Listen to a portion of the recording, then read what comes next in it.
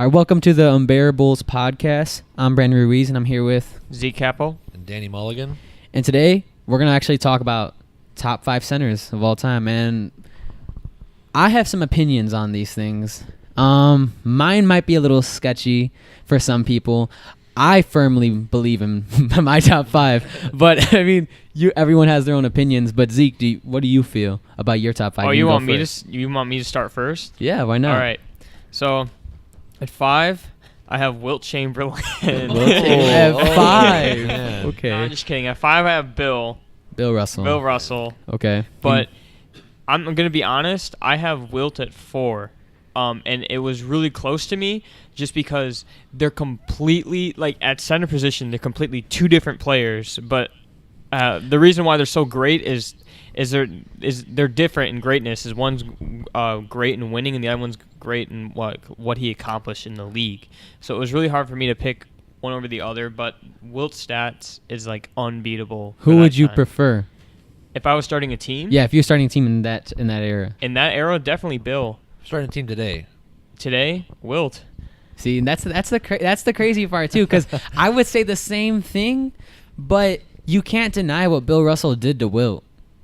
You know what I mean? Bill Russell has 11 championships. Wilt Chamberlain in a video also said that Bill Russell was better than him. Yeah. Just purely off of him being a team player.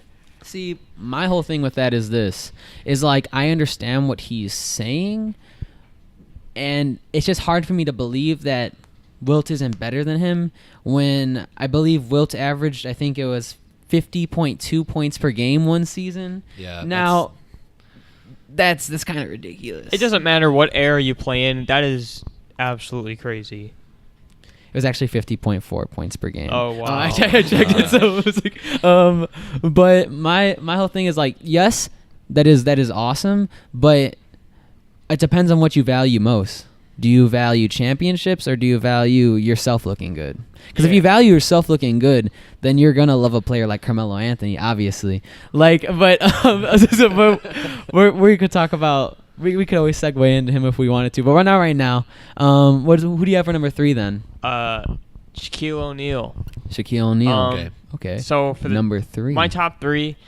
I don't want to say it was difficult. It wasn't as difficult as picking Wilt and Bill in their situation, but I have Shaq there because he was pretty much known as like one of the most dominant centers of all time.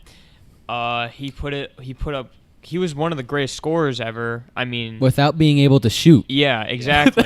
Yeah. He could, like, if you look at his numbers, I'm pretty sure his like points per game would go up like 2 or 3 if he could make his free throws, and that's ridiculous to me because there was like seasons where he almost averaged like 30. Yeah. But he didn't. So. Right. I guess what it comes down to. Also because of what he achieved, 4 championships, and he was, for at least 3 of them, he was the best player in his team. I can't say the same about him in the Heat, because Dwayne Wade was better than him that year. Shaq has said that it was Dwayne's team. That's when when he got there, he said that. Mm-hmm. Now without Shaq, they're not winning, but it was definitely Dwayne's team. So I understand what you're saying. Yeah. So that's basically all I have to say about Shaq, though. But why not number 1 or 2 with Shaq? Why not number 1? Well, yeah, I'm saying these 2 guys I put over Shaq, not because, mostly because. I don't want to just say purely off of accomplishments, because I do think that they're better players overall, but their accomplishments kind of put them over the roof. Yeah. Well, actually, that's just for 1. That's not for my 2. For 2, I have Hakeem. The dream. Yeah. Brandon loves Hakeem. I love Hakeem. Seriously. I love the dream shake. Like, I feel like we always talk about where he fits on our top 5, and if you asked me about like a year ago, he probably would have been like 5th or 6th on my list. But the more I feel like I learn a lot more about him, that would have been the more tragic. he moves up, because I mean, people say, "Oh, he only won 2 because Jordan was not in the league," and while that's true, I mean, it's true. Yeah. If he was in any other era, he probably would have won more. Mm-hmm. I mean, it's kind of hard when you're playing against like arguably the best basketball player ever. I mean, he shut down the whole league. He didn't just shut down like a conference. He shut down everybody for 6 whole years, and he could have done it maybe 8 or 10. We don't know that. Yeah. But I see what you're saying. No. And look at it this way. as soon as Jordan was gone for those 2 years, and those are 2 years gone from Jordan's prime too. As soon as he was gone, the Rockets won twice in a row. Like, I think that just says something. And Hakeem was putting up like 27 points per game in both those seasons. I'm pretty sure, something around there. He had his dream shake. He got a lot of blocks. He was universally all-time known. block leader. Yeah, he's universally known as the best player. Really, once Jordan left, and then he came back, and you know how it goes. But yeah. So for one, right. I have Kareem. There's a lot of reasons why. I'll start off with his accomplishments because he was, a 6-time MVP, a 5-time champion. I believe 6-time champion. Really? 6. Oh, he won 5 with the Lakers, 1 with the Bucks. Yep. All right, gotcha. 6-time. I believe he won 2 Finals MVPs. He might have won 1. He at least won with the Lakers. I think he won the other one with the Bucks. 2 times. Yeah, 2 times. He was the most, basically 38,000 points. Yeah.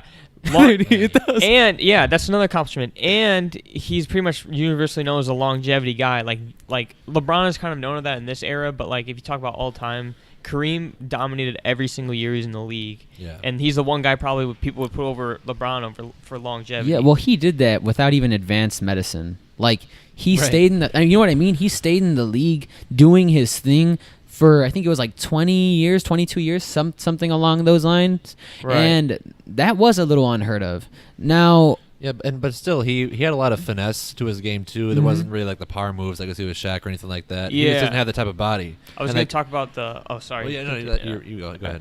I was going to talk about like his sky hook. It was basically unblockable. It's and unstoppable. Yeah. It's literally And unstoppable. I think that's the one thing that kind of made me put Kareem over Hakeem. It's just because, like, it's like Hakeem is great. Like, he's like probably the most athletic. Well, he is the most athletic center on here. I would say over Wilt, just because.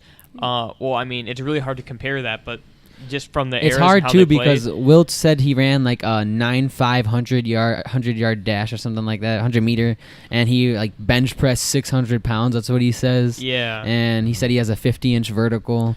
That's insane. I mean, he was a track athlete, so I don't know for sure. I know there's some things that he said. I don't know if some of them are a little like stretch the truth. I'm pretty sure he wasn't like that his whole NBA career, but he was super athletic and super strong. They said he could take like a quarter off the top of the backboard, no problem. Just jump up easy money.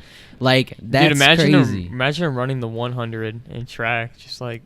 Just destroying everyone. Yeah, it's hard to believe a guy who's 7'1" is that tall, is that fast. Not that tall. That fast. Yeah, But how about both? my whole thing is like, I had a really tough time. I actually have the same exact top 5. Yeah. I'm sure that like, everybody has the same like 5 guys on the top, but the numbers You'd be are going to surprised. shock People don't like to put Bill Russell in it. Usually have like What? David Robinson over Okay, him. yeah, okay. Well, I mean, See, I don't know if I can see that. I though. can't see that either because David Robinson got smacked by Hakeem real bad. And if you're one of the greatest players ever, I can't say that completely, but if you're one of the greatest players ever, I don't think you can be dominated like that in the finals. You know what I mean? Yeah. I mean, I know that happened to LeBron, but I'm going to just null that argument because we all know who LeBron is. Like, you know what I mean? David Robinson is definitely not Well, LeBron he redeemed James. himself. LeBron definitely redeemed himself with other finals and stuff, but like David Robinson really didn't have another chance. He was. Yeah. I mean, he had one more. I mean, with Tim Duncan, though. That was when it was Tim's team at that point. So Well, that was a young Tim Duncan, though. I wouldn't say it was Tim Team's yet, but Yeah, that's a different thing. See, that's a different thing. Some people say it was Tim's team though at that Okay. point, and I don't.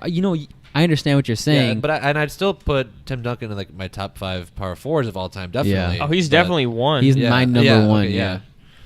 My whole thing is like, it was really tough for me because I love Hakeem Olajuwon, and I personally, if I had to pick, it's hard because I think I would pick Hakeem just because of his blocking ability, his defensive ability, his dream shake. His dream shake, it is pretty unstoppable. I will say that. But the thing is, though, his dream shake takes a lot more energy to do. You can't do it all the time. Where Kareem can literally do the skyhook forever, and he proved that by having a very long career And that's kind of like how I determined who was better for me out of the two of them, because I thought, okay, but Kareem was able to do it for so much longer. You think there's probably a reason for that?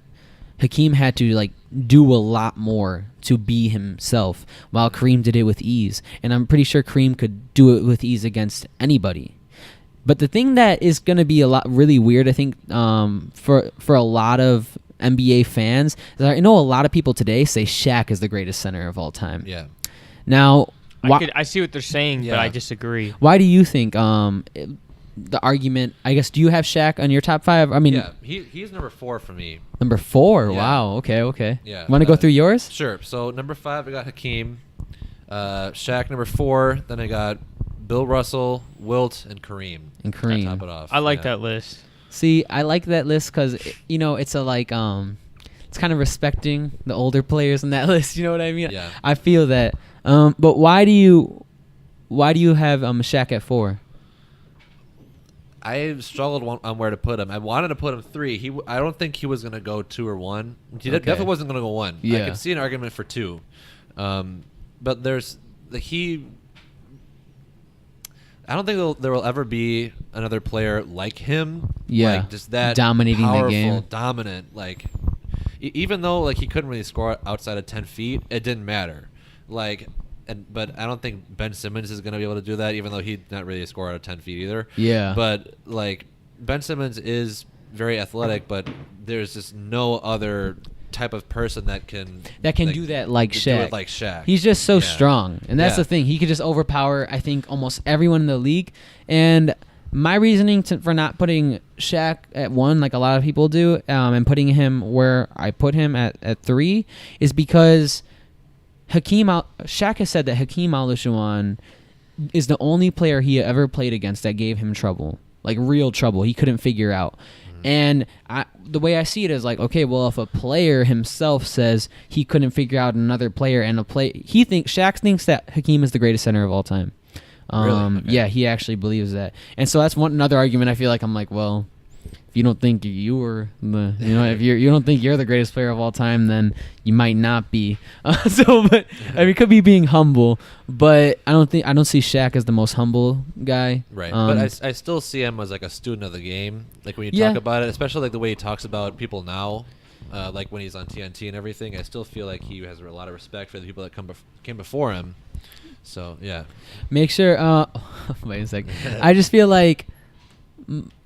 I understand that, and I see that too, but you have to think about when he's talking to Charles Barkley too, though, because he's definitely not a student of the game when it comes to that. He's just that's true. coming for his neck. Yeah, like, and a lot of times he does come off like a jerk where he just says like, "Oh, trust me, like I know what I'm talking about." know what I'm talking about. Yeah, Rings. he'll be like, yeah, Rings. He'll be like, I like Steph, and Charles would be like, I don't like Steph, and he's like, Rings, Charles. Yeah. He's like, How many you got? 0. See, the thing is though, it's like yes.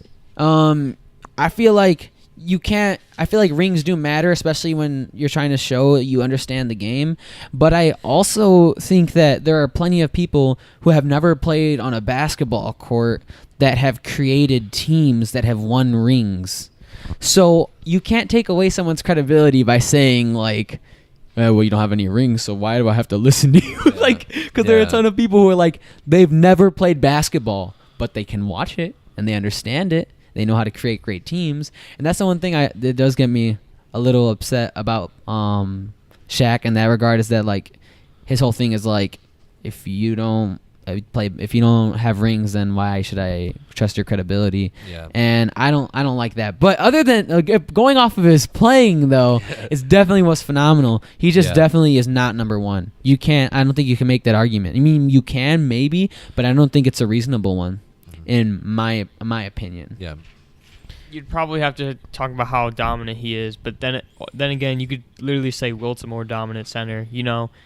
Yeah. There's so many. Any argument you make for Shaq, like he was the most dominant, he was the most achieved, he was the most skilled. Like that can all be counterpointed by any of these centers on the list. By any of them, yeah. And that's really interesting. And now speaking of dominance, John Wall used to be a very dominant player in the league, and he arguably isn't anymore. I know he was injured for a lot of last season, but I don't know if he's a top 5 point guard anymore. I mean, there were talks in the past where he was like number 1 or number 2. That was maybe a while ago, but I'm not so sure I want to count out John Wall so fast. I know he isn't in the best shape this season, coming right out the gate. I've seen some. Yeah, that picture was hilarious. Yeah, that was like, what did he do this offseason? Like, no, it's because Dwight Howard joined the team. He was pulling his hair out. Yeah. I can't believe this right now. I mean, do you think Dwight could help them? I mean, yes, if Dwight's willing to play his role, because you guys saw how he was on Houston with James Harden. Yeah. They were an 8th seed one year with Dwight Howard and James Harden, and that was when James Harden was already like a superstar, you know. And James Harden, he didn't want to do pick and rolls. He like wanted to score, and then everyone was just kind of like, no, like that can't be your role in this team, and it didn't work out. But if he's willing to, you know, take a role in this team, play defense too, and learn how to do pick and rolls better, I feel like he could be really valuable to this Wizards team. Yeah, I don't think he's like a first, second, or third option, at least for the Wizards, because they got John Wall, they got Beal, and they got Otto Porter's getting better. Yeah, Kelly Oubre too. So I don't think they're looking for him as a scorer. He's got to turn into one of those rim runner type players. I don't know if his body is like really up to that, because he has more of like the broad shoulders, big guy, I'm gonna pound you down low type of frames. But I don't think he's gonna be able to rim run or do a lot of that stuff that we can see. And even like he's not definitely as good, but I'm like JaVale McGee, like he's perfect for that Lakers team, just to run the rim, run back and forth, and just get rebounds. Exactly. Yeah, no, we actually think he's a good fit too. Some people don't buy in that, but it's also because people think that JaVale should only play 15 minutes a game, and I kind of see where that's coming from. But I mean, I feel like he could definitely play more though with his role. It's not like he could drastically hurt your team. Potential. No, I'm JaVale. Okay. Well, Dwight too. Yeah, I mean, we could say that about both of them. But I think that Dwight will ultimately help the Wizards team, but it's hard to definitively say because he's still Dwight Howard. And I still remember from his Orlando days where he was saying like he would always rather be the best player on the team back in those days. And I was like, well, you're a center. And what center alone, and if you go up past like the 70s, has really like brought their team above? How many times did that happen by themselves as the best player on their team? Shaq, and that's it. There's Shaq and there's Kobe. Hakeem, and Shaq had Kobe. So that's I still feel like Shaq was the best player on those teams, but that's that's another discussion. Oh, most definitely, but we're saying like he had a lot of help. Yeah. You know what I mean? Yeah. And he wanted to be he wanted to do it by himself. And so when I think about that, I'm like, how much of a team player can you turn somebody into if they never ever wanted to be a team player to begin with? And you can kind of see by Dwight's track record how many teams has he played for? I'm not sure, but a lot. Who? Yeah. Shaq? Or Dwight. Oh, a lot. Yeah, exactly. Oh. Yeah. So you can kind of see like, and he's still got some questions about like his personality, or like people always ask him in interviews like, are you really like into this game? Mm-hmm. Like, can you really change yourself to help the team? I haven't seen that from him. I don't know if he's going to help the Wizards that much. He's not going to push them over the top, at least. No. Especially with the powerhouse teams we have in the East. Even though it's still pretty open, but the Wizards aren't in the top. They're not in the... Yeah, that's what I'm saying, though. I really do feel like Dwight Howard is stubborn. Because I think he looks back at how successful he used to be and how he hasn't changed his game at all. And he's like, well, I bet I could still be as good, but he really can't. You know, I did see this report today that Dwight Howard's trainer said that Dwight is trying to be a Kevin Durant type player in this upcoming season. He's trying to... Good one. Yeah, he's Good trying... Wait, was that a serious report? His trainer, yeah. Oh. There was Kevin Durant and some other player, like a mix of two players. I don't remember the other player, but I read Kevin Durant, and I was like, that is enough for me to talk about in the podcast. Yeah. Dwight Howard crossover, steps back 3. Yeah, I mean he had what like two crossover highlights last year where he just kind of like turned on somebody and it was like, oh my god, Dwight Howard did a Honestly, crossover. I don't He even could know. dribble I the didn't ball. watch Yeah. him. See, he definitely did get better in ball handling and ball control. Like he was actually able to take the ball up the court, which in the past, like he would have never been able to do that, at least as well as he did. Right. So he is evolving somewhat as a player. What I find interesting about Dwight, though, is that the Warriors wanted him. And isn't that I feel like that's kind of crazy that he, first of all, didn't take that offer because that's, I mean, I don't know. Maybe it's because he's not really like the team player type too. So well, that's that what I'm could be that. saying. He didn't want to have a JaVale role. You know, just block, do defense, and then get back in the end of the court, or just have like an amazing dunk and that's it. You know, he didn't want to have that role. There's no way he would take that. So back on track to the point guards. Back to the top 5 point guards. I was like, man, where did we go off to? Yeah. So now we can go back to it was John Wall, top 5 point guard. I wrote down a 5. What do you guys think? Yeah, what's your 5? And I'll tell my 5. Actually, I wrote down 6 just because I actually do have John Wall in my 5, but I put him over one player. Oh, well, all right. all So right. obviously, this is, I guess this is in order: Steph, Westbrook, Kyrie, Chris Paul, and then I have John Wall, and then I have Dame 6th. And the only reason why I have Dame 6th is it was really tough because John Wall and Dame to me are really close, but it's because of the playoffs. Dame doesn't prove himself. He doesn't. He never He's does. First team though. I know. First team All NBA. In the regular season, he's in great. The regular season, that's my whole thing. But too, that's the thing with John Wall too is he hasn't proved himself either. But at least he doesn't get swept in the playoffs. Every single person at ESPN that like. Okay, so there was like 17 people that chose. I don't remember any of their names or anything, but they all chose the Blazers to win. Not one person picked the Pelicans, and then the Pelicans swept them. So there really was no excuse for that, you know? Yeah. The thing is though with Damian Lillard is I agree with you. He should be I think he should be 5, but he doesn't prove himself in the playoffs. At least John Wall performs in the playoffs. You know what I mean? He comes to play. Like it's not as great as you want him to be, but it's definitely better than Damian Lillard played last season for sure. Like that was awful. Like it didn't even look like he was the same player. CJ, out I'm there. pretty sure CJ outscored him. Yeah, Probably I think so. Yeah, I mean, he didn't play well at all, so I would assume so. Yeah. I watched some of those games. It was atrocious watching him play. I was thinking, like, okay, he's going to go off soon. He's going to make a comeback. He's going to go off. And I'm, like, sitting there the whole game, like, he just needs to score. And eventually gets to that point, I'm like, just score, please. Like, it's not that I don't like the Pelicans. It was just, like, I didn't understand what was going on with Damian Lillard. But, I don't know. I found kind of interesting, though. You have Chris Paul at 4, though, right?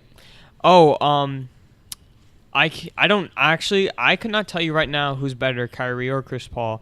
All time, absolutely Chris Paul, not even a question. Yeah. You know, if anyone picks Kyrie all time over Chris Paul right now, I'm so sorry. Let me tell you something, though, really quick. If Chris Paul plays like how Chris Paul played in that Warriors-Rockets series, he's better than Russell Westbrook and Kyrie Irving. Oh, most definitely. That's what I'm saying. So if he does that, he's number 2. And Hold up. But if Kyrie played like how he did versus the Warriors every game, he would be the best in the league. See, I understand what you're saying, but Chris Paul did that with James Harden right next to him, and all the rest of his, right. I guess 5 dudes. Eric Gordon was still scoring. Like he was like the sole power of his team in the playoffs. You didn't see that with Kyrie Irving. Kyrie had LeBron on his side. Chris Paul was leading his team. James Harden was not the same James Harden of the regular season in that series at all. He didn't show up like he should have. And so my whole thing is like Chris Paul kind of single-handedly in a sense. I know they're a really good team, but took on the Warriors. And that's a pretty big accomplishment. Now, Kyrie hasn't done that yet. I do really like Kyrie. I sometimes think I like Kyrie more than Russell Westbrook. It just depends because I feel like Russell Westbrook sometimes turns the ball over too much. Sometimes puts his team in a bad position. Sometimes takes too many shots. These are things that bring them down, and sometimes he has to. But part of me also thinks, why can't you make your teammates better? You know what I mean? Like, yeah, I get you. Yeah. It's not like he had awful teammates all the time. Like, he has teammates that can do things. It's just at the end of the day, he doesn't trust anyone. Like, and as no, a if point guard, you're- you have to trust your teammates. Yeah, if your teammate's Paul George and you're that badly efficient, like that just says something. Like you can't do that. Your teammate's literally Paul George. Yeah, but still he averaged over 10 assists too. Like he's scoring a lot of points, he has a lot of output, but he's still running the offense, Right. But there is also, like, I feel like there's no system, though, for their offense in OKC. It's just, Russ, do what you can. Yeah, it's just, if you look, okay, I watched a few highlights on Russ. What he does a lot is he'll literally wait until someone gets open for an assist. Like, he'll literally just sit there, or he'll drive in and kick it out. I think it's bad. Unless you're LeBron, I think it's bad when one person controls the entire offense. Like, you could even say that it's bad when LeBron does it. Yeah. You know what I mean? It's but bad. at least that's been proven to, like, Work. win, Yeah, get to the finals. Yeah. 8 times. What is it? 9 or 8 times in a row? 8. 8. Yeah. So it is different, but I don't know. For me, it goes my top 5. And it's hard, right? I actually would have John Wall at 5. It's crazy, just because of this. I can't put Damian Lillard in the top 5 if I don't know if he can play in the playoffs. Because other than that, nothing else matters. Nothing else matters. The regular season, the only thing the regular season matters is getting to the playoffs. Or the MVP. You sound like Shaq right now. What? Talking rings. No, but I mean, like, but it depends though, because like that's on the biggest stage. If you show you can play on the biggest stage when the people are playing their toughest defense, every series in the playoffs is like you are playing to win a championship, so everyone's playing at their highest level. And Damian Lillard showed us that last season that he play so good and do terrible in the playoffs. Yeah, and that's so important. He didn't even play average, like an average point guard. Yeah, and just look at James Harden too. I mean, he literally won the James league's Harden MVP, and he couldn't carry it without Chris Paul. I mean, they still had a chance to win the 2 games, very low, but still they didn't even show up. It was ridiculous. See, I actually just want to ask Danny a question right now. So, I know you don't like our John Wall spot, but why do you think Damian Lillard's better? I understand why you think so, but I want to hear it, just like to see you go through it. First team All-NBA. It happened. Like, you can't take that away from him. I don't.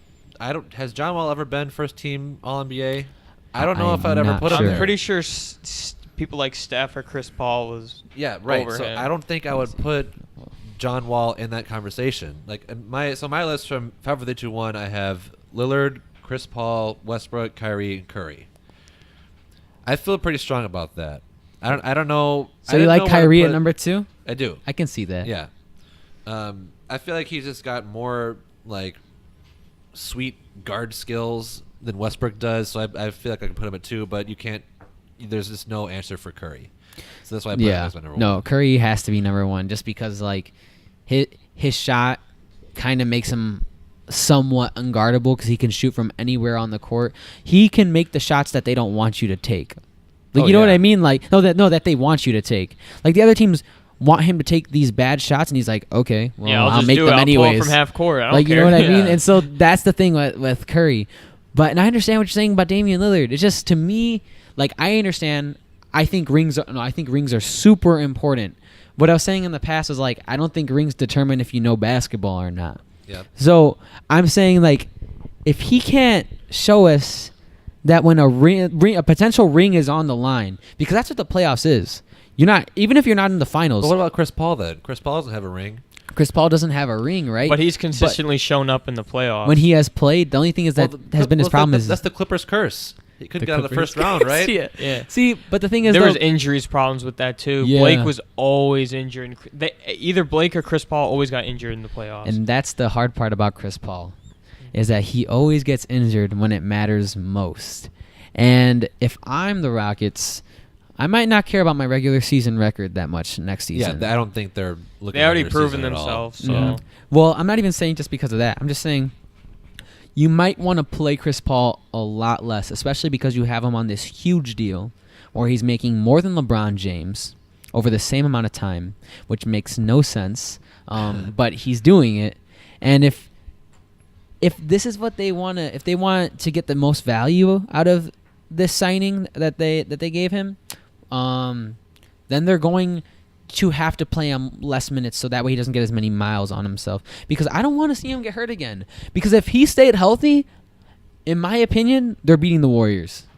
Yeah, Like, I feel like the Rockets would have won Game 7 if I healthy. absolutely agree with that too. I really do feel like they not only would have beaten, but they obviously would have won it all. I really feel like They Cavs could have won would've in Game stand a 6. chance. Yeah, that's what I'm saying. I don't think the Cavs would have stand a chance against the Rockets. oh, no chance. I mean, the Yeah. Cavs, the Warriors weren't even trying when they were playing the Cavs.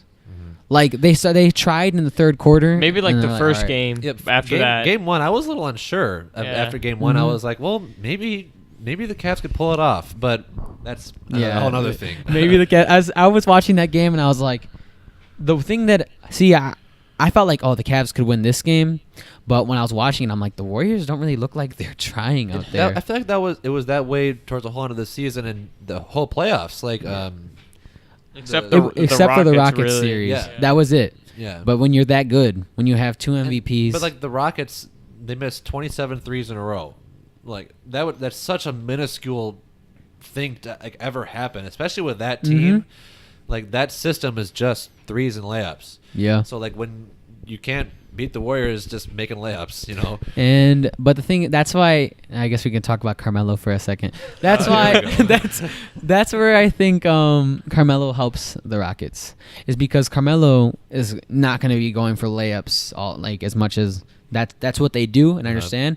He's going to shoot some mid-range shots, and I think he's going to remind the Rockets that, hey, sometimes when the threes aren't sinking, you're going to have to shoot somewhere else. And he might not get them to do that, but Melo for sure will do that. Yeah. Like, if he gets the ball in his because hands. he can be like a semi-decent ISO scorer. I mean, they got James Harden, arguably the best ISO scorer in the league right now. Mhm. I would agree. Yeah. But when you got, and I feel like they don't have to shoot mid-range shots, and I feel like a lot of people say like the art of the mid-range is dead, and I feel like it kind of is. I agree to an extent actually, and if you watch the Rockets play, it's literally threes and layups. That's Yeah. all it is. Yeah. They don't even go mid range, but if they figure out a way for Carmelo to score mid range, I wouldn't count it out. But I also don't want it to mix in with the offense that they already have, because their offense is really successful now. Yeah. See, the thing is, though, I understand what you guys are saying, but I just feel like that was the problem, though, is that, yes, people say mid-range is dead, and to an extent, it is. But that doesn't mean you can abandon it. Right. And that was the I problem. Is agree. they, Chris they, Paul is one of the best mid-range shooters in the league. Him and Mhm. DeMar DeRozan probably back fourth. Yeah. Well, and LaMarcus Aldridge is really good at the mid-range too. But I feel like Chris Paul at this point is the best mid-range scorer or Probably. mid-range shooter. And Melo isn't. I don't know if I would just call Melo a straight mid-range scorer. Oh, no, I'm just saying that he has that in his arsenal. Yeah. And that's the thing that they need, I feel like, because when everything else isn't sinking, now Melo has a problem with shooting bad shots sometimes. Yeah. Oh yeah. But he won't abandon his game, and his game is to That's score. almost a problem too. He will not abandon his game. And- That's kind of tough, especially for a team like the Rockets, who they have a system. Melo cannot be the system. He can't pull a Knicks again. Yeah, the thing is, though, he has played in this system beforehand, but I feel like, for some reason, I feel like the system is gonna be better with him in it. I Offensively, disagree. just Well, offensively. but yes. like defensively, they lost Trevor Ariza, Oh, they yeah. lost Sukashar and Bob Mute. That they cannot come back from that and add Melo and say defensively we're better than we were last year. That's not. No, defensively Yeah. they're not better. They're Yeah. not. But if Melo plays less minutes, hopefully you can get him to actually play defense. Melo's problem is that he doesn't want to play defense. It's not that he can't play defense, is that he doesn't want to play defense. Mm-hmm. And so hopefully if he wants to win a championship, he'll decide, you know what? I'm probably going to have to play some defense. Yeah, and I feel like he has to accept the bench role. He has to do it because Stephen A. Smith said that this year Carmelo should start. really. Yeah, I think he said it today or yesterday. He said that's what he said. He feel like he'd probably have a better chance starting with the Rockets and the Thunder. Yeah. Like do better. I think he thinks that this is his chance to revitalize his career. Because he loves Melo. Well, he wants him to revitalize. He said, like, if he can't do it with Chris Paul, his best friend, then he can't do it with anybody. Right. And they definitely know how to play with each other. You can't deny that Chris Paul and Carmelo don't know each other's strengths because they're best friends. I'm pretty sure, I play basketball with Zeke all the time, and I'm not the greatest NBA mind, basketball Right. mind. I understand though, and But he knows exactly how I play. Yeah, I know exactly we how know he exactly plays. how each other play. I know exactly how Emilio's on here sometimes, how he plays. And when we play against other people, they might be better than us, but we're better as a team. Exactly. So hopefully that translates with Chris Paul trying to make Melo be a better team player. I don't know. But I do think it could happen, and I do think this is his last chance to, revitalize his career. I don't know if he's gonna. I don't know if he's gonna average 20 points a game ever again, Oh. especially on this Rockets team. I don't know what you mean by like. I think totally 15 at revitalize, most. but Yeah. No, not at most. I mean around 15. Yeah, not I could see 15 him at average most. 15 points a He game, can yeah. definitely average more if he's more capable of that. What I mean is, like, by revitalize his career is not by him becoming the old Melo, because that's gone. Yeah. You know what I mean? But one thing to consider is Melo did say he had a lot of trouble on that Thunder team because there was really no system. He felt like nobody helped him. You know what I mean? And Yeah. so that is a big problem, because if no one's teaching you a system and there's no system in place, I know Melo isn't the best system player to begin with, but if you feel like you don't know what's going on, how are you going to play on this team? Mm-hmm. And there is no system in place. Does it look like there's a system in place? With the Thunder? Absolutely No. not. It was literally just Westbrook is the system. He gets his 10 assists. Now everyone get out of the way. It's my turn to score. It's my turn to score. But I think we should talk about the Eastern Conference, and I'm thinking that we should talk about some, Now, who's the the best? best? Yes. Okay, so I feel like before I say my so regular Go bottom season, up. What's up? Go bottom up if you do it. Okay. So this isn't how I feel like it's gonna go in the playoffs, but this is how I feel like it's gonna be in the regular season. Okay, so like I'm Okay. not saying these are the best Okay. teams in the playoffs are gonna do this and that. I feel like the Raptors are gonna get the one. Wait, I'm supposed to start at 5. Okay, sorry. All right. It's all good, I guess. Just go on. I'm Just keep on okay. doing it. Yeah. So I have the Bucks at 5, Pacers at 4, Sixers at 3, Celtics 2, and Raptors at 1. I really do feel like the Raptors are going to get the 1 seed again this year, but I don't feel like they're going to beat the Celtics in the playoffs. I feel like they have more of a chance than people think, though, because people are really selling them short. It's literally Kawhi Leonard, the Warriors killer. He was, people see him as a top 5, 6 player in the entire league, a franchise player. They literally just got that, and they already have a whole squad around them of decent guys. But I feel like the Celtics in 6 or 7 games can beat that Raptors team, just because on paper they're almost there with the Raptors, and they have a way better coach, because we don't even know anything about Nick Nurse or whatever his name is. Mhm. But yeah, so once again, Bucks, Pacers, Sixers, Celtics, Raptors for the standings of the regular season. All right, but who do you think is better out of the Bucks and the Pacers in the playoffs? Oh, that's so tough. I'm going But straight here's Pacers. the thing. Straight Pacers? That's what yeah. I'm saying. I feel like the same thing's going to happen as last year. Last year, Giannis, when he first started the league, went off, and everyone's like, oh, he's going to be an MVP Yeah, MVP candidate. yeah. Yeah, but then he was a 7th seed. Okay. I always said that Giannis, first of all, didn't have enough help, but second of all, he can't shoot. So how are you going to expect Giannis to be this like driving force in this NBA if Giannis can't shoot? Yeah, and it really shows, because he is about as good as you can good as a player as you can be in today's league that can't shoot. Like he has everything gifted to him, like athletically, like he could pretty much do everything, but he can't shoot, so that doesn't make him a top 5 player, and that's kind of crazy. I might put him in the top 5. I wouldn't say straight out that he just can't shoot. Like, there are players that can't shoot, Like Ben Simmons? Ben Simmons can't shoot. Giannis has some mid-range game. He Yeah. can. He's learning. He shot like 30-something% from 3. Like so like. I still have him in like the top 3 players in the East total. Okay. I might. I would say that what too. turns out of the Kawhi Leonard situation, nobody really knows what's gonna like walk out of the tunnel. Oh, starting yeah, I mean- this next Actually, season. I would have him at 4.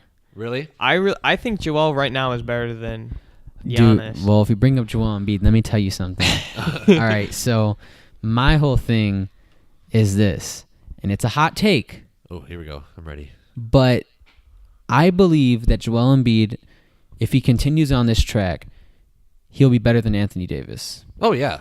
Like, and I also feel like he'll be in contention if he wins some championships to be one of the greatest centers of all time. I agree. I don't think I could put him like towards the top of the list we were talking earlier because he missed a lot of the start of his career. So like he's still a little behind where he could have been, but I could still see him in that conversation. He has some tools. Oh yeah, that footwork is insane. Like the 7-footer Euro step, getting around like it's ridiculous. It's crazy. I don't understand how he does it. It looks like a travel. Like I know it's not a travel, but he goes so far. Yeah, it's like how do you guard that? And he has handles and he can shoot. Yeah. He can pretty much do everything for him besides speed. And at his position, he's you not really even don't slow need though. that. Yeah, he's not even slow. He's not even slow for his position, of course. But I actually could see that because everyone's been talking about Anthony Davis is going to take over the league, and they're saying that this year again that's going to happen. Like, LeBron's not. This Pelicans it's team, going I don't know. They're literally saying he's going to be the number one player in the team. They keep saying that every year, but I don't see it. But then Joel comes out of nowhere and just surprises everyone this year. Well, the first year he came back, he surprised everyone because he was really good. But this year they actually made noise in the playoffs. So I could actually see that. The whole thing about the Anthony Davis thing, too, Max Kellerman said that he thinks he's going to win MVP this season, and that's possible, but their record's not going to be good enough. The thing is, though, I mean, he was still in talks this season, like, you know what I mean, last season. Yeah, I get you. But I don't know, and I just feel like if you're looking at it long term, if Joel Embiid can stay healthy, I think I would rather have Joel Embiid than Anthony Davis, and that's crazy. I know most people will probably be like, "Whoa," but he hasn't completely proven himself. Yeah, I can see that though. I'm on the same page. Yeah, you know what I mean? Like he has so many tools that I've never seen before. I have never seen a center do that. And it's not like he's like fast and not strong. He's fast and strong. Yeah, he can do everything he could do everything you want him to do. He's like a video game center. He is. Like if he's you like the perfect my player. Exactly. That's what I'm saying. He was like, you just give him everything. Yeah, literally 99 overall. I could see him being like Mr. 2K 99 overall, but like at the super peak of his career. I could see that. Yeah, I can see that too perfectly, and that's why I feel like most people don't want to necessarily say those types of things because like a definitive statement, like saying like he could potentially, in my opinion, be like in a top 4, top 5 all time.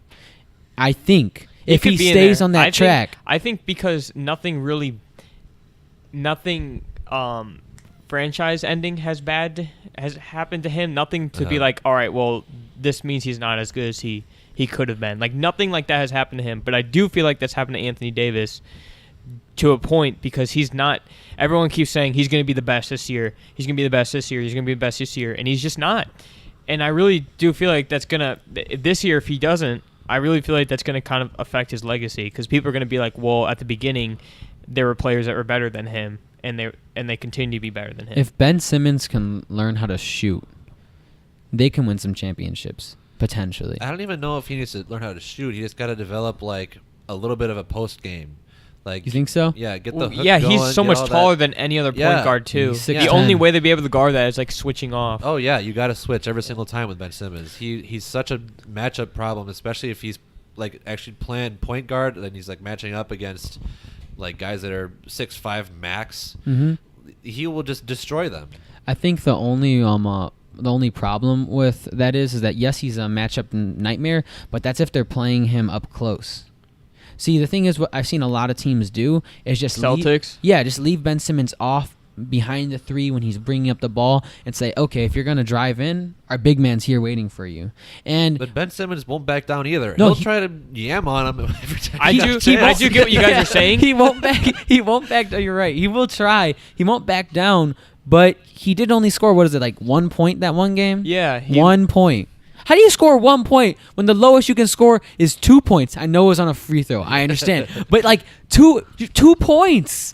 Like you could have at least gotten that 3. No, exactly. Just 1. Just 1 point. Just 1 point. But still, he's a rookie. Yeah. He was a rookie. I know. You know? We should get honestly anything a rookie did like that. Like we should give him excuses. Like Donovan Mitchell scored 2 points against the Rockets in one of the games. Yeah, but at least it wasn't one. You know what I mean? know. he doubled Ben Simmons' points. Completely. Yeah. There's but no what doubt is it about called? that. I honestly do believe if Ben Simmons wants, because everyone's saying he's the next LeBron, if he's even going to take that The Fresh step. Prince. What's up? The Fresh Prince. Yeah. Yeah, If he's even going to Fresh take that step, then he does have to learn how to shoot, because I really don't feel like so the best game I can compare him to is Magic Johnson. For sure. And as great as Magic was, and he'd still be able to play in this league today easily, but he wouldn't be as successful because he couldn't shoot.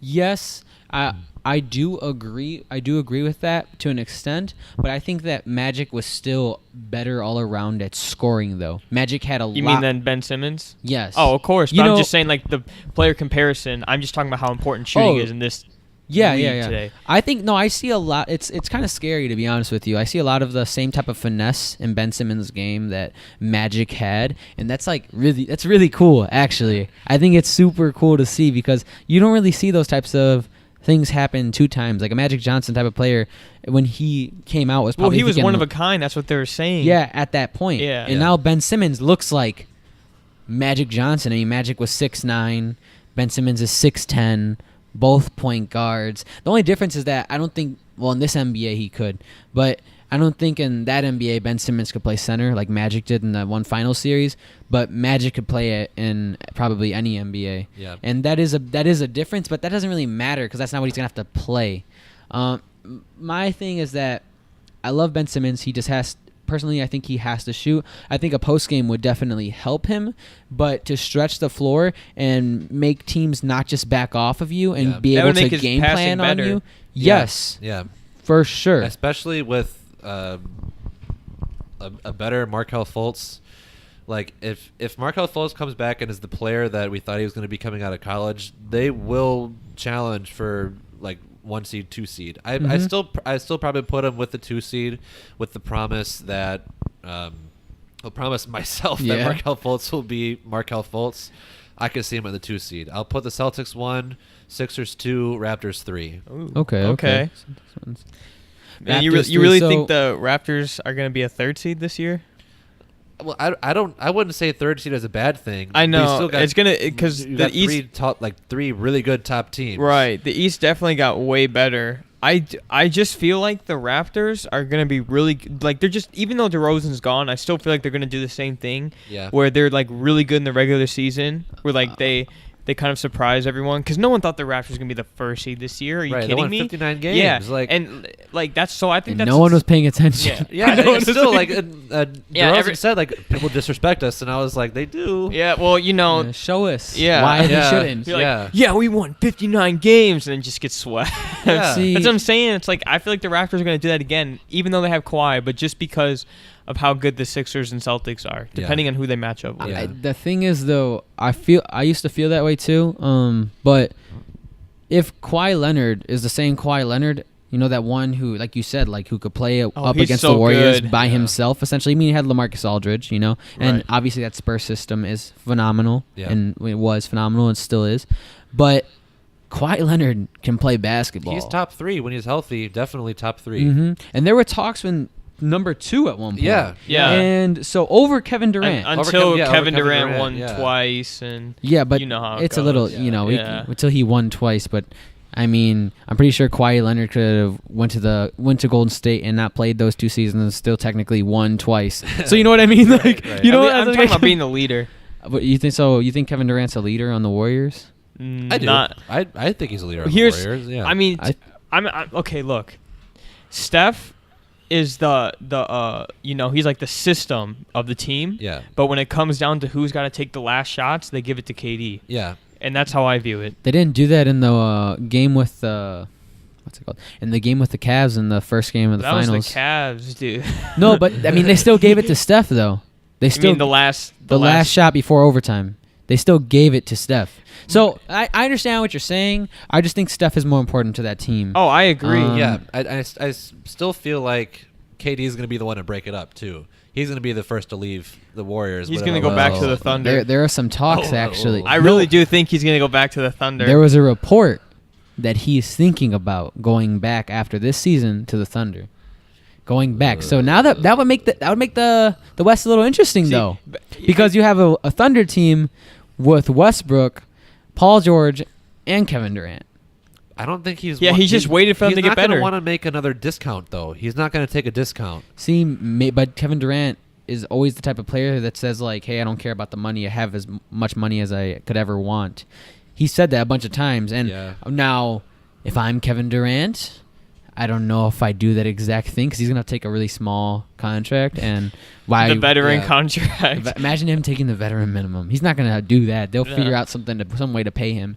But, like, you know what I mean? They're not going to go over the salary cap. We're going to veteran minimum you, Kevin Durant. I'm telling you, people don't think that's going to happen. But I really do think, because I don't think he's going to stay in Golden State his whole career. I really don't think that. Way. Yeah, no way. I really do feel like he's going to go back to the Thunder because I don't know where he's going to go after. Like the Wizards? He could go anywhere. I mean, he could, if they have enough money to give him 25 plus. But you know how much better they're going to have cap space. He would earn the respect of so many fans. I feel like if he went back, even if this team is going to be way better than it was before with him.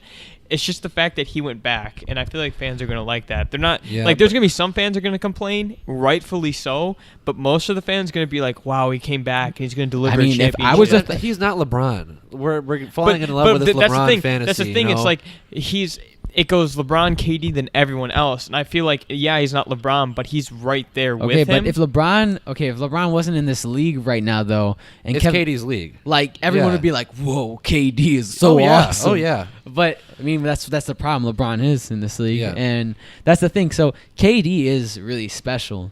Like he's a super special player.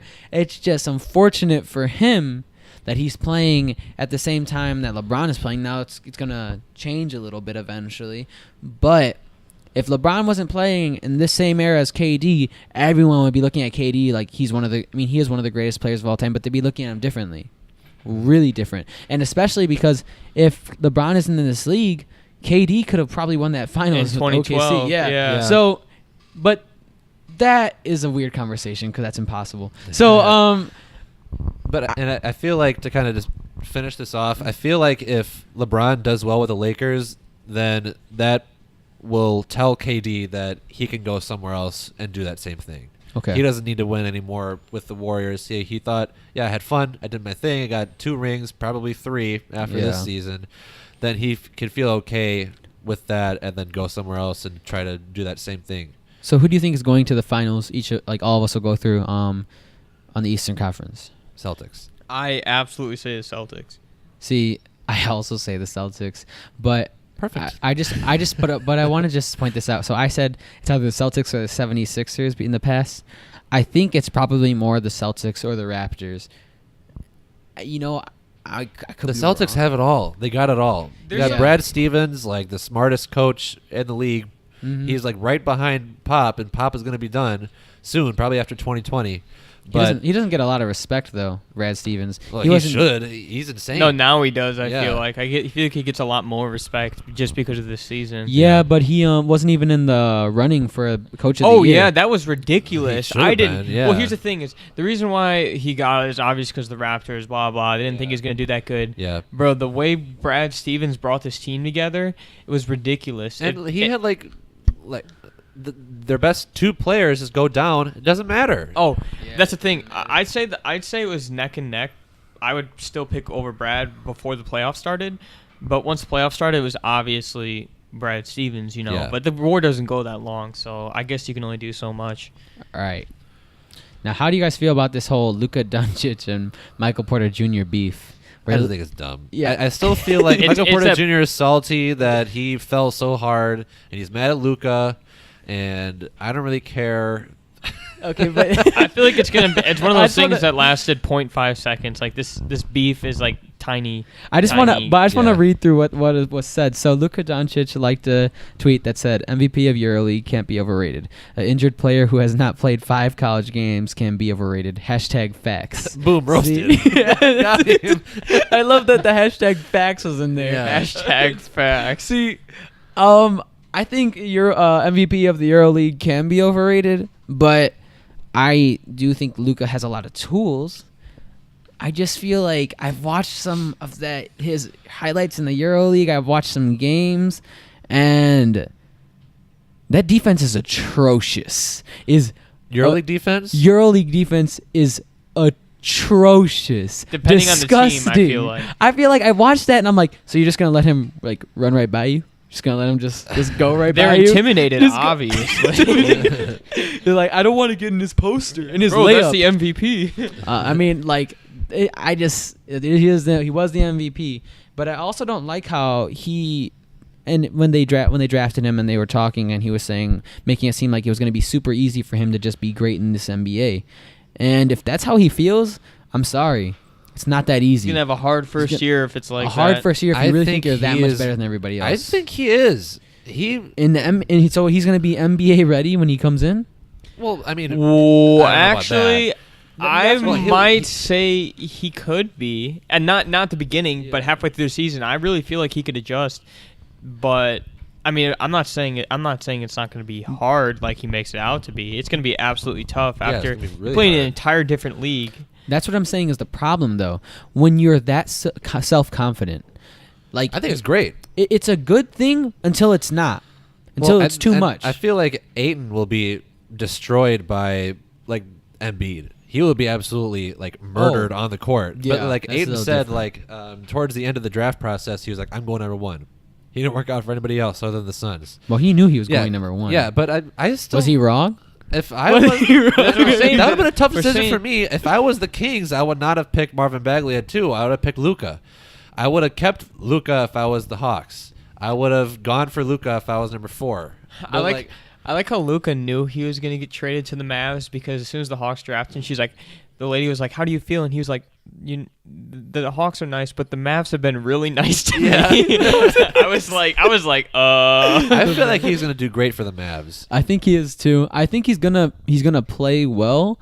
I just don't think that he's going to play as well as he thinks he's going to play. I think he's going to. You think he's gonna? Because I no, think because the way he's talking, it's like 20 and 10. he Like, thinks I'm gonna be like I'm gonna be a 24 yeah, he's not gonna be that good, but he's gonna be player. good. I mean, I feel like he's going to be like better than Lonzo was last year. Oh, Lonzo I went think 10, so. 7, and 7. I don't know if he's going to have 7 rebounds, but I could see Luka scoring like 15, like 4 boards and maybe like 5, 6. He just assists. has to take care of That's himself. Rookie of the year worthy. I'd say. I agree. Yeah. I think. See, I don't think as highly as Luka as you two, but it's mostly because of his athleticism. I'm really afraid of that because NBA players, the really big difference between EuroLeague players and NBA players is that the athleticism is ridiculously different. Well, Even EuroLeague to college, it's ridiculously different. Like there are a lot of very old guys in there who can't really jump anymore. Like I'm gonna be honest. In like EuroLeague? yeah, like there are good players. You know, I mean, obviously, some good, really great players come out of the EuroLeague for sure. I mean, you got like Manu Ginobili. You know what I mean? You got all these greats that come out of the EuroLeague. Uh-huh. But the thing is like you can't say that he's going to be completely ready because those players are just not the same. They're not the same speed. And I feel like the EuroLeague is definitely a better place to prove yourself than in college. Because when you graduate college, you don't make the NBA. Where do you go if you want to play basketball? the EuroLeague. Exactly. But go to Europe, you go to China. But still, if you're like just on the cusp of like you made it out of college, you're too good to play like at a college level, and you can't make the NBA, you go to Europe or you go to China. So like these players that he's playing against, they're not chumps. You know, they're professional basketball players. They get a paycheck for playing basketball. Mm-hmm. Like I mean, you could make an argument that college players should get a paycheck for playing basketball, but that's another thing. But I still feel like Luka will have a very productive season. He will play great with the Mavs. He's going to have great pick and roll with him and DeAndre. That's going to be like a highlight reel all season long. I mean, they set it up to really help him, but I just feel like Michael Porter Jr. could potentially have a good season, but it's going to be rehab basketball I for don't the know if beginning. he's going to play. Is See- he even be like? Is he going to play a game this year? He says that he's hoping to be back by the beginning of the year. I was That- surprised those- to hear that. that was I know. whoa. I was like, That huh? that was Yeah. a quote from him. Like it's not like someone just said that. Like he's saying that is what I'm hoping for. That's what we're aiming he for. just had back surgery. Yeah, but they did say it was like a miracle back surgery. Like it was phenomenal. That's what they all So, say. you know, that's, It was phenomenal. Michael Porter Jr. missed 2 years. well, Right. well, the thing is, they don't always say it was a miracle. Like, but the thing is, like, you know what I mean? You know, like, I'm gonna be honest. Like, they don't always go like, you know what, he's gonna be back right away. Like, most of the time, they're not back at all. So for them to say that about him, it's just, I feel like maybe they're serious about this, and I hope they are, because I feel like if Michael Porter Jr. is a great player in this league, he's gonna look similar to Kevin Durant. That's where his ceiling is. I don't think he's going to be Kevin Durant, though. I think I didn't hear a lot of those comparisons. The only time I heard that comparison was when he compared himself to Kevin Durant. I There feel was, like he's this going to one be his own soundbite person. where he said he was like Kevin Durant and like Tracy McGrady, and I was like, the only person saying that is you, Michael Porter Jr. I think I could see similarities though from both of those players if you look at like his high school film. Now that's his high school. That is high school. I know, but high school film actually does matter if you look at it. We looked at LeBron's high school film and Kobe's high school film, you know. And that mattered when they were playing, and they picked him right out of high school. So like I understand what you're saying. It's hard to determine, right? Mm-hmm. But if you look at what him and LeBron did in high school, they're actually kind of similar. They have like similar accolades, and I'm not saying it's gonna be like LeBron. I don't. He didn't have the similar like hype though coming out of high school. Oh, most definitely not. It's a little different though, because he couldn't have the same type of hype because he couldn't get drafted right out of high school. That's true. You know what I mean? Actually true. Look at Zion. Zion's got so much hype right now. Zion Williamson going to Duke. But he's not the most known. Lonzo started getting hype when he was in college, you know. Like I feel like most players get most of their hype in college. I think a big thing though for Michael Porter Jr. was that 2 years ago they were saying that he was going to be the number one pick. Oh yeah, in this he was year's definitely draft. that conversation. Yeah, I want to take sure. that back. Lonzo was actually big in high school too. I Yeah. forgot he was with Cheetah Hills. And stuff. Yeah. So I want to see Michael Porter Jr. do well. I want to see Luka Doncic do well. I just like seeing like great players in this league. Yeah. But I think personally, Luka has a lot of growing up to do, and he can't think that the NBA is going to be easy, because it's not. He's been playing professional basketball since he was 13. That's probably why he's so confident. Yeah. That's what I'm saying. That's why he's so confident. But that's good till it's bad. That's good. Honestly, till it's bad. I see what both you guys are saying, because I feel like he is being overconfident, but not to a point where it's like going to completely affect him. You know. Would you call Ayton overconfident? Of Would you course. call Michael Porter Jr. overconfident? No, Michael Porter Jr. has something to prove. I would say Michael Porter. Luka's probably got the most to prove. Well, Michael Porter talking Jr. moved smack all the way down to like what, like 14. 14? Yeah, 14. That's okay, ridiculous. And I remember as soon as they drafted him, he was like, I'm gonna make sure this team made the right choice, and I'm gonna prove that they made the right decision. Like, he really wants to prove himself. That's awesome, but we have to see it. And that's like with every player. Like, the thing is, though, when you looked at, I know it's just a summer league, when you look at DeAndre Ayton, he wasn't even trying and was easily better than every other center he was up against. Wasn't even trying. But I still want to say that Wendell Carter Jr. and Jaren Jackson had the best big man summer league, though. I think I think Wendell Carter was the most eye-opening.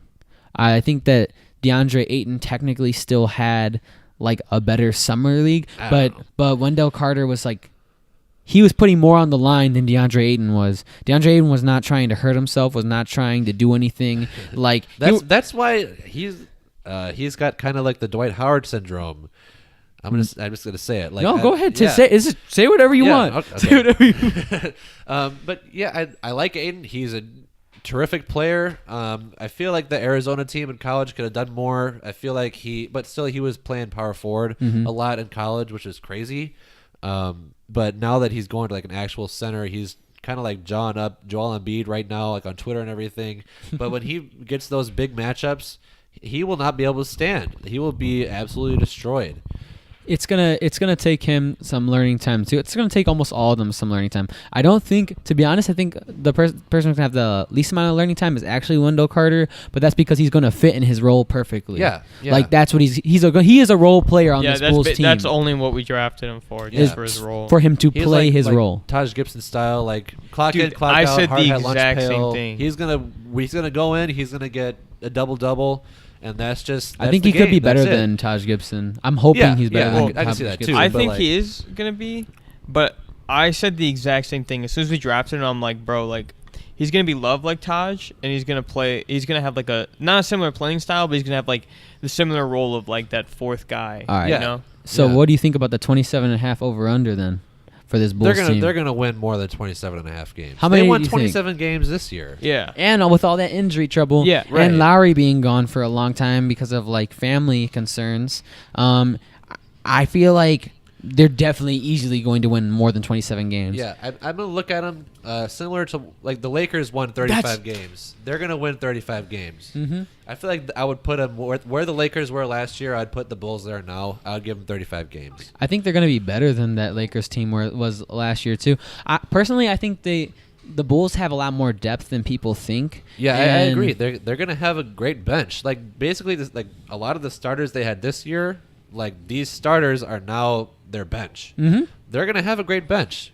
And Justin Holiday is like on that bench too. And to be honest, he's Bobby a pretty Portis. good player. Yeah, Bobby's future sixth man of the year. He's calling it. He Yeah. wants it. So he wants he'll it. work for it. I want Antonio Blakeney to play a lot better. Yeah. I think he just needs a chance, and I think he needs some consistency.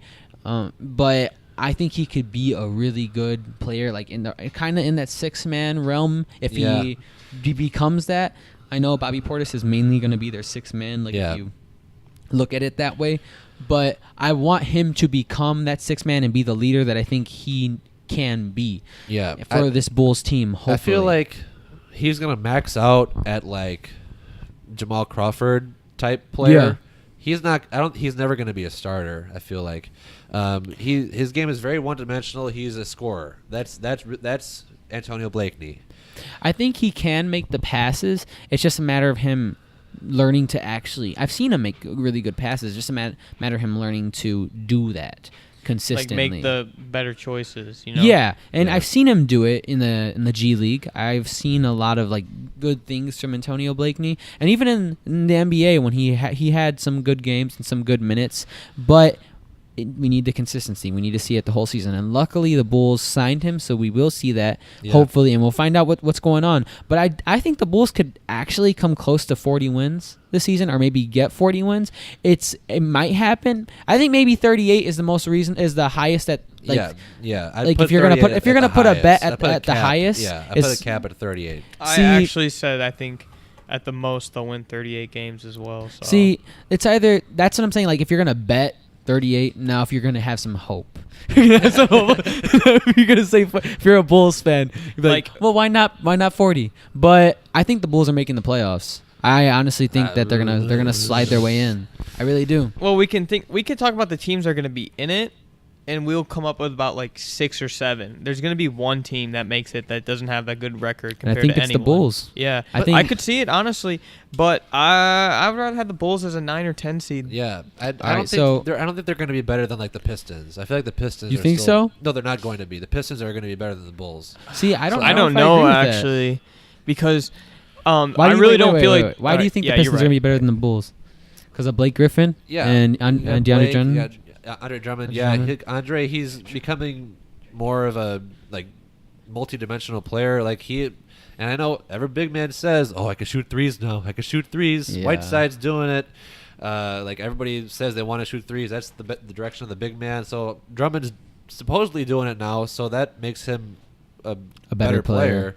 They got Reggie Jackson still, right? Mm-hmm. So I feel like they have potential. They're not going to win a championship. They're probably not going to get out of the first round, but they're still better than the Bulls. I don't know. I really think that the Bulls' depth, and I think Larry Markkinen is going to be way better this season. I also agree with that, yeah. I think that I'm not in love with Jabari Parker, but I think that he does bring something that the Bulls could possibly use. Now, his defense is suspect for sure. Oh, yeah. His defense is... Yeah, he said that they don't pay players me to play defense. Yeah. He's like, okay, Jabari. He's like, they play players to score, which is true, but I don't like to hear that. I don't want to hear you actually say that. You can say that in private, but don't say that on the record. Then that does get me a little nervous, but I think Zach LaVine could have a good season, and I think Chris Dunn being healthy the whole season, if that's the case, I feel like they're gonna have a pretty strong season. Wendell Carter, I think if Chandler steps up into his spot, the Bulls have a lot of players that they can plug in anywhere at any time, and I think that's a really big difference from a lot of teams is that the Bulls can sit some of their starters. Like if Zach LaVine isn't doing well, they could plug in Justin Holiday, and he will probably do well. They have all these players at every position that they can say, hey, if Robin Lopez isn't doing what he needs to do, okay, we could put Bobby Portis in, or we could put Wendell Carter in. Like they have all of these rotational players that can do a lot of things for them. Now it isn't the best yet, and maybe it won't ever be, but it's definitely good. I think whatever rotation they have out there, as long as Cam Payne isn't on the floor, like as long as hot take. I like Cameron Payne. You like Cameron At the Payne? end of the season, he was a competent backup point guard. You're right though. He was I actually did say this in one of these episodes probably, because I said he played a lot better than I thought he could have. Yeah. But he still can't shoot. And there was that summer league last year where he was like absolute garbage, and then going into the season, it was like, I'm a little nervous, right? Yeah. But at the end of the season, he was fine. He was played a his backup role. point guard, and I think he is going to stay that way. Maybe for Maybe the future of the team. I don't know. I think Maybe They on might be the another ones sticking team. around. I don't know. think we're good with point guards. Honestly, we have a lot of them. well, we have Ryan Arcidiacono. We have We have. he had a good Chris G League. Dunn, Not Cameron good G League, Payne. good summer league. and then whatever Justin Antonio Holiday is. Is Blakeney. he both guards? No, Antonio Blakeney is a point guard. Justin Holiday is I'd just say, shooting guard, small forward. Blakely is more shooting guard. See, that's what I think too. He's not a passer. He's a scorer. The thing is, if he decides to be, that's what he has to decide He's to do like or not.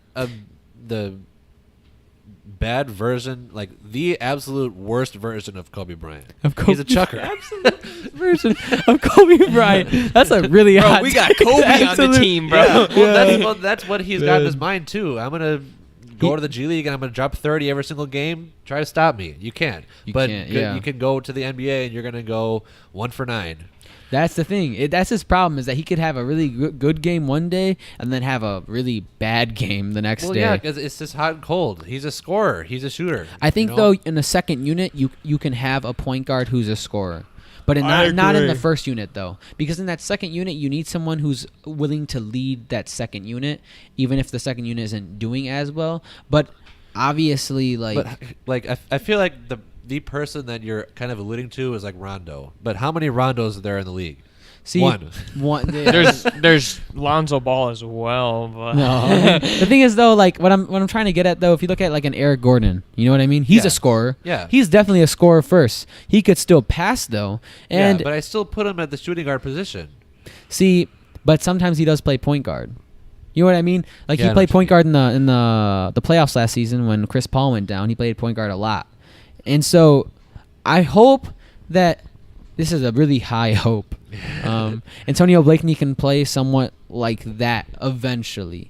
I don't think he will, but I feel like it's better for him to play shooting guard. But on this team, he's going to have to learn how to play point guard because Justin Holiday has to play shooting guard. I feel like Justin Holiday could also play small forward. Yeah, but He's you still want got, he's got good length or whatever. Mhm. He's like an okay defender, but like you can't put he's better at that as a small forward position than Zach LaVine is. Like I feel like if you kind of like do the Warriors like stack your stars Yeah. throughout the game, like kind of play one at a time or whatever, you can put Zach LaVine at point guard. You can put Zach LaVine at point guard and you can put Blakeney at shooting guard, but you can't slide Zach LaVine to small forward. you can't because he's not big enough. But I think the problem with Justin Holiday's really skinny though, and he could still play small forward. Yeah. Yeah, but I think he has more length though. I mean, I don't know. It's just like he looks bigger. Might be just my eyes, but I mean, just my eyes. But I just feel like you have to put Chandler Hutchison in the game eventually. Yeah, but I feel like he's not quite there yet. Yeah. I know he's Give it he's a year. 4-year player. He's a 4-year player out of Mhm. Boise, but he's gonna be Dude, good. he I killed don't- it. He killed I it don't at know Boise. if he's gonna reach like the Scottie Pippen comparison that I heard Oh, a couple no. times during summer league. I think Chandler can be really, really good. I think he'd be a good player. Yeah, Yeah. definitely. I have a lot of high hopes for him. He's got to me, he's got kind of like the Jimmy Butler style where like nobody really cared about him, and then like going like around like Jimmy went to like a couple of different colleges or whatever, then turned Mhm. up, like just came out of nowhere. A couple years later, now he's the Jimmy Butler we all know today. I feel like Chandler could have that type of path as well. Like he's gonna come here, he's gonna score like 4 points a game or whatever in his first year, but he's still a first rounder, you know. Yeah, it depends on how much they play him, but Yeah. I do feel like he works really hard. I know Hoiberg said when they initially started practice, he always came an hour early. Yeah. Every day, like just to get up extra shots before everybody. Uh-huh. And so I think that's a really good thing. And I think that Chandler Hutchison, I've said this, I'm a very like firm Chandler Hutchison like believer. Yeah, I like him a lot. And I like him a lot. Yeah. I was like, if they don't draft this guy, and I'm gonna be so upset. No, you were pretty happy when he was drafted. Yeah, I was I was ecstatic. You know, I was like, because the thing is, actually, I feel like there were a lot of good players in this draft. Oh, yeah. Even going down in the draft. Yeah, the back definitely. end. And he was one of them, I feel like, and one of them that the Bulls needed. Mm-hmm. Now, I would have been happy if they would have probably drafted some other people too, but I just get nervous with the Bulls because they pass up on people all the time. And I'm hoping I'm right because I said it before, last season I was right with Donovan Mitchell. I was thinking that he's one of the best players in this draft. You called Donovan Mitchell? Yeah, You I called did. him? Oh, yeah, right. I was like... He actually did. Yeah, so, All right. Yeah, so okay. I told them, I was like, dude, guys, watch out for this guy, Donovan Mitchell. He's going to be really good. And they're like, who's Donovan Mitchell? Yeah, we're like, bro, you need to stop talking. And I'm Props like, to you. Props to you. Thanks. I was like, well, you know, whatever I see, that's what I believe. And when I watched Chandler Hutchison, I see he has a lot of promise and he has a lot of tools. He needs to learn how to use himself a little bit more at the NBA level. Yeah, he's got a couple But years. yeah, I think I would take the over, you know. Like, I think the Bulls are definitely going to get it over, 27 and a half, so 28. I think that's easy. So, I'm actually, now that gambling is legal, so, like, on sports, I might actually do some of that now. But I think this, if you are that type of person, I think this is a good bet for you. Yeah, so, gotta bet over. Over. Why not? But I think that we did talk about a lot of topics today. We fit in One more a thing? lot of stuff. Yeah, go ahead. I just want to say something before this podcast ends. Yeah. Lowry Markkanen, the finisher, the fastest person to hit 100 threes, will have a breakout year this Will he year. be an all-star? Maybe not an all-star, Maybe not. but next year he'll be an all-star at most. Give it 2 years, but this year he'll have a breakout season. And I'm telling you. I think it'll be hard to get a cat out of people's minds, even though I don't think he's as good as everyone thinks he is. So I think that might be a big reason why he won't be an all-star. But I think he could look like he's going to be better going into the future. He can, honestly, what other person? Horford can get the center position in the East. But who else? They could slide him down to center Who? for the All-Star team. I mean, what about Porzingis? Well, He's injured. He's injured the whole Oh, year. he's still going to be injured in this whole season? Yeah, well, he'll probably come back maybe February or something like that. That's so, sad, man. Poor Knicks, yeah. Man, if you're a Knicks fan. Can't catch a break. Can't Yeah. catch a break. And Sorry, for Knicks Bulls fans. fan, we might have an all-star this year. I mean, New York can't have it all. You know what I mean? Actually, I take it back. I don't feel that bad for them. They have the Yankees, so No, they're the they're worst winning fans all in the time. basketball. You know, that's exactly what Wait, I'm like. I don't even feel bad for saying that. You guys are the most overrated franchise in the world. You guys win two championships in the 70s, and you guys act like you're the best fans of all of basketball. The Bulls only won 6 We won in the 6 90s. in the 90s, but we had the best player of all time. I understand, But their best let's players just- Patrick Ewing or Walt Frazier. Yeah. And they act like they're the best players ever. I understand what you're saying, Zeke. No, I still love Kevin Knox. yeah. Knicks got a lot. They got a lot to look forward to. with Kevin Knox. Maybe not Frank Ntilikina, but definitely Kevin Knox. I think agree. he has some things that could help the Knicks, but he also needs to stop shooting so much. I think that he shoots too much. That is my only criticism and actually no, I have one other one. He needs to get more rebounds. Maybe get a tiny bit stronger and get better shot selections, and he will be, which is all things that he can do. These are all things that you can work towards, and he will be a really, really solid, good player in this league. I think so. He shows that he has the tools to be a modern NBA power forward. So I actually did like him. He was my. I thought the Knicks, if there was a person they should draft at that point, well, I was assuming that Michael Porter Jr. would have been gone, but I was thinking they should draft Kevin Knox. But we'll find out exactly how good he is. The Knicks fans wanted Michael Porter Jr. I remember that during the draft. Everybody wants Michael Porter The Jr. most Here we go ungrateful again. fans Yeah. Most of the entirety of sports. Yeah, and They booed again. they showed the kid that like cried when Porzingis got picked. They showed him again, and he was like, "Boo!" And I was like, "Are you kidding me?" Yeah. Jeez. Who do you think is better, Porzingis or Cat? If they're both healthy. Porzingis. I agree. He's 7'4". He's You know, huge. He's crazy. I think Porzingis is way better. He's so good. Way better. Yeah. Not even a question to me. But some people are like Karl Anthony Towns, and I'm like, I don't know, Cat's bro. good. He's really good. He's going to be the best player on the Timberwolves, if not already. I don't know. He just gets bullied too much, and like by other centers in the league.